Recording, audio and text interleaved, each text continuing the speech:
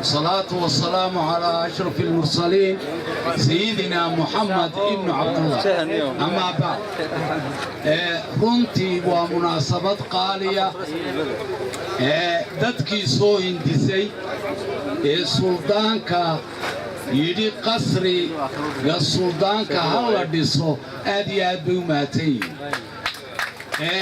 ree halleeyana way xuseen sharaf bayna mudan yihiin maadaama suldaankeenii ay u hibeeyeen dhulka.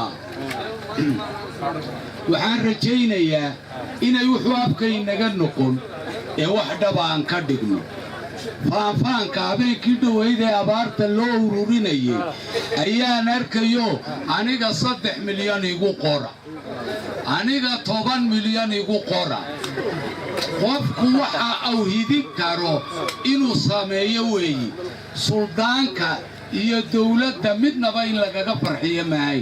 habeenkii dhowayd dawladda laga farxinayay oo siiraanyo madaxweynaheenna qaaligaa joogay meesha. haddana haddii la yidhaahdo suldaanka kaga farxiya ma qurux badna. waxa weeye wax lagu ciyaari kara maaha. saldanaddu waa saldanad abka isir aad iyo aad duriyadda reer sheekh isaaq oo dhan ta ugu facweyn ama geeska afrikaba ta ugu facweyn wey. marka waxaa loo baahan yahay inaan sidaa annagu waddani guddoomiyaha iyaga ku-meelgaadhka cabdulqaadir jirde runta u sheegay oo yidhi annagu waan ka tashannay wax muuqda oo lala meel maro ayaan ku darsanaynaa dhismaha qasriga suldaanka. waxaan ku soo gebagabaynayaa waarwaayadii hore aad baa wax laysku tari jiray, weliba saldanadaha. ciisaha markaan ka soo qaado saldanadiisa waayadii hore sabeen baa la keeni jiray oo reer walloo ciisii sabeenta unbuu ugaasku ku mashquuli jiray. isagana waxaa shardi ahaa inuu kildhigiisu shaah laga waayin iyo bariis baadiyaha ka yimaadeen.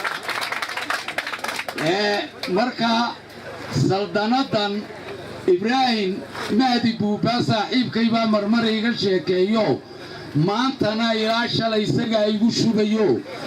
waxaan isidhi ibraahim wallaahi wuxuu kula doontaa meel qurux badan, waa saaxiibkaa wanaagsan. oo waayo taariikhda way ii galaysaa maalintan saldanadan iyo dhismaha qasriga maxamed suldaan cabdulqaadir suldaan cabdilaahi aad ka hadlaysay taariikhda ii galaysaa. saaxiibkayna waanu mahadnaqayaa, suldaankana waanu mahadnaqayaa. waxaanan leeyahay guud ahaan nin baan ku idhi cumar maygaag samatar wasiirka dalxiiska ee dhaqankaan ahaayo waa national tiyaatarkii dhisi kari weynayay 5 beelooda somalilan ninba dhinaca dhiso.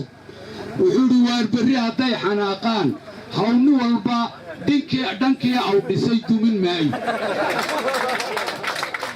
markaasaan idhi wallaahi waa runtaaye nin walba sibidhkii buu la kacayaa.